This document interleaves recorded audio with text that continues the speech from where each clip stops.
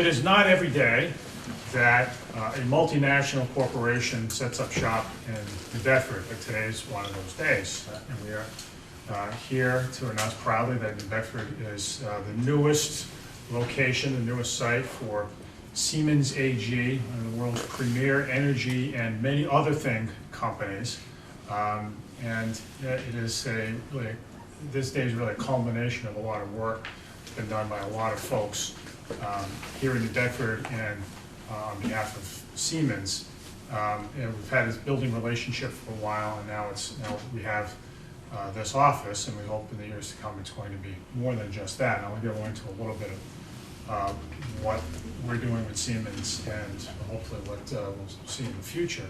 But Siemens, just so everybody knows, Siemens is often referred to as the General Electric of Europe. Siemens is in the business, is in many lines of business, but most prominently they're in the energy business. They make turbines, they make energy systems for cities. They are in the business of what else, guys? Light rails, healthcare, light rail, electrical systems. I mean, you name it. If it has electrons flowing through it, certainly if it's in Europe, it's Siemens, but even more so now in the United States. And they are a leader in one of our favorite industries here in offshore wind. They have about 70% of the turbine market in offshore wind in Northern Europe, where there are now some 80 utility scale wind farms in the North Sea, and hopefully in the years ahead, many in the North Atlantic. So we've gotten to know Siemens through our work in the offshore wind space, and they have their offshore wind headquarters and North American headquarters in Boston now in anticipation of the growth of that industry. But Siemens also is a leader in what I call energy service contracts, ESCO contracts, which are really energy performance contracts that many cities, including New Bedford, have entered into. Energy services contracts are agreements in which municipalities like ours agree to do retrofits of existing plant and facilities, street lights, municipal buildings, and other systems in exchange for payments that are effectively funded out of the savings that we derive from having LED lights, brand new high efficiency boilers, and other energy saving technology. So New Bedford's saving an awful lot of money through that ESCO agreement. It is, if not the largest on the East Coast, one of the largest on the East Coast, certainly the largest in Massachusetts. And we are going to be saving a lot of money. We estimate that we're going to save roughly a little less than $500,000 a year on electricity costs associated with the conversion of all of our streetlights, some 10,000 of them, to LED technology. That's been in place for about a year now, and that's already saving the city lots of money. As we go forward into the next phase of our ESCO contract, we're going to be saving an awful lot of money still. We're doing some 15 schools, for instance, with energy retrofits that will save our school system and save the city itself literally millions of dollars over the next several years. So we're proud of that. Some 15 buildings, 9 schools, right? Is that the exact? 19 buildings, 9 schools. 19 buildings, 10 schools. So, and there's more work to be done. We're looking at taking it to the next level. And of course, in the years ahead, offshore wind is going to be hopefully big for New Bedford. We've certainly positioned ourselves better than any city in the Northeast and certainly on the East Coast of the United States to be ready for this industry. And we look in the next couple of years to what we hope, for good reason, will be a time when the industry really starts to take off, and New Bedford will be the place where it really starts to settle in. And Siemens is a huge player in that industry, and having a footprint here in New Bedford is both good for Siemens as it relates to that industry, as well as for New Bedford for obvious reasons in terms of potential for job growth in particular, but and investment generally. And then the third thing that I want to talk about is Siemens' commitment to working in our schools to further our STEM efforts and building more STEM and STEAM instruction into our curriculum, and we are becoming increasingly math and science and technically focused so that we can prepare our students, our children to be competitive in the long run, whether here in New Bedford or elsewhere, hopefully back here in New Bedford.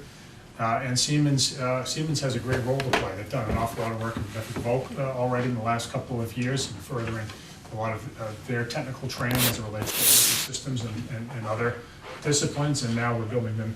They're going to be participating in some new programs in the years ahead. And these programs are yet to be formed, but we're in the idea crunching phase right now in the New Bedford public schools. So we look forward to that partnership as well. So there are lots of folks to thank for getting us to this day, and they are many of them, almost all of them, are here in this room. So without any in no particular order, except that they're moving clockwise more or less.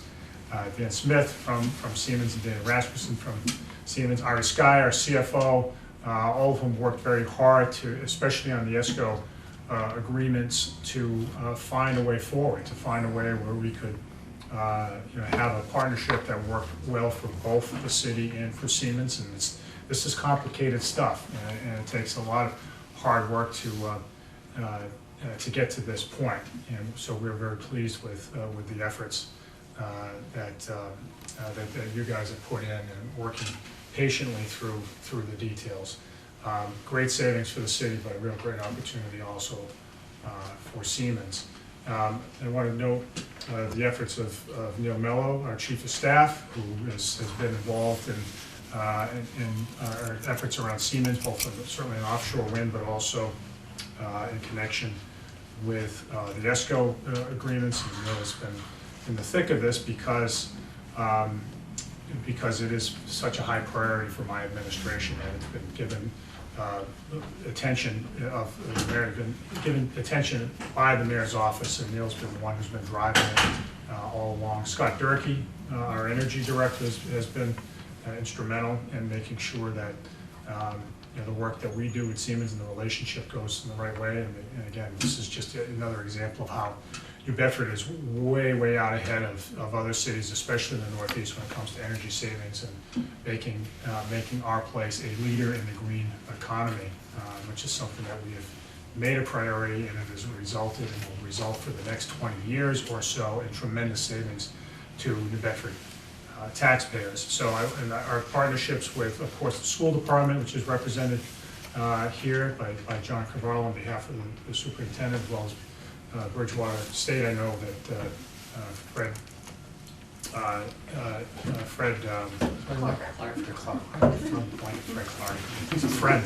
Clark, President Fred Clark, has been a real great partner with us when it comes to all sorts of things, and so we really appreciate Bridgewater's commitment to that as well.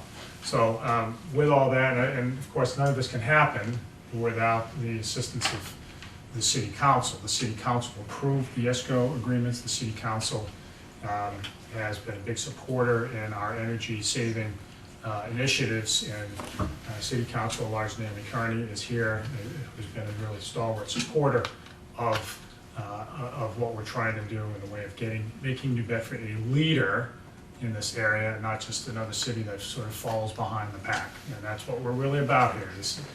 We're not just about just doing the routine things in New Bedford. We're really trying to get our city to reemerge as one of the great cities in the northeastern United States. And so this is, we have, in order to be great, we've got to do these things. And the City Council has been right there with us along the way. So I appreciate Councilor Carney's support.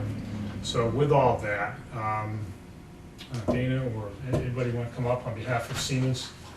Aha, just as, yeah, perfect timing. Welcome WBSM. Anyway, but thank you all for all of your hard work. It's a big deal that we have a multinational company that moved into our city and one with a reputation like Siemens, and there are great things to come in the long run. So we appreciate all that you've done. Dan, you want to say a few words? Yeah, absolutely. Yeah, I just want to add a little bit to what the mayor said. And let me just start off by saying that we are delighted to be part of this community. I think what makes New Bedford unique, honestly, is that it brings, I think, to the partnership both the commercial aspect as well as something that can benefit the community. And from that perspective, that's very important for us in really kind of furthering the partnership. We really admire all the work the city has done in building the green economy and the investments that have been made. That's a very important area for us and a key focus area for us as a company. So we're looking forward really to kind of taking this to the next level, and in particular seeing how we can contribute to the STEM work that's already underway in the school department and really kind of further your efforts in workforce development. Great for us as a company moving into the area, and I think very important to our business as well as the community as a whole. So thank you very much, and looking forward to continuing the relationship moving on from here. All right, thanks, Dan. Thank you. All right, so we have a ribbon to cut. Kelly, are we ready? Yeah. With ceremonial ribbon, ceremonial scissors. I can take it in if you like. All right. Sunny side out. All right, you ready? Stretch it tight. Tight. Oh, it's hot. All right, there we go. One All cut. right, you ready? All right, everybody. 1, 2, 3. Excellent. Yeah, really good at these. Practice, practice, practice. Lots of ribbon cuttings. All right, next, guys.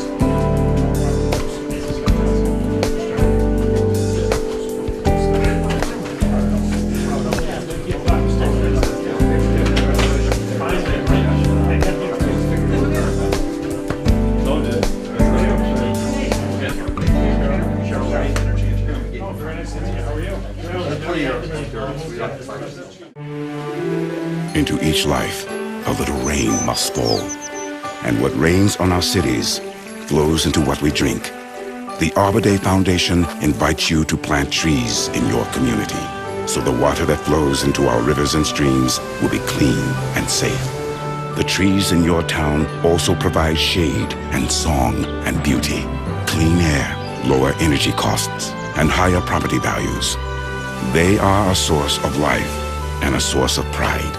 Because when a town shows a commitment to planting and caring for trees, it can become a Tree City USA.